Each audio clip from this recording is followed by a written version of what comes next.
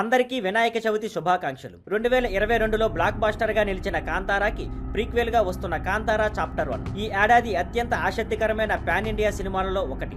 భారీ బడ్జెట్, అద్భుతమైన నటీ నటులతో తెరకెక్కుతున్న ఈ సినిమా అక్టోబర్ 2న ప్రపంచవ్యాప్తంగా రిలీజ్ అవ్వనుంది. ఇటీవలి రోజుల్లో మీడియాలో వస్తున్న వార్తల ప్రకారం ఈ చిత్రానికి సంబంధించిన తెలుగు రైట్స్ కోసం 100 కోట్లు డిమాండ్ చేస్తున్నారు అని talk.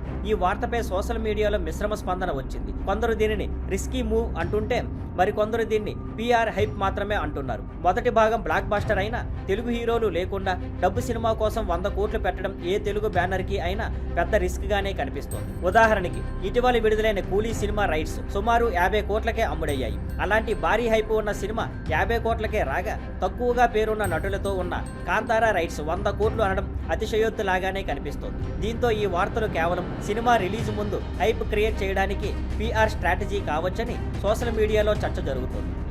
Thank you for watching. Please like, share and subscribe.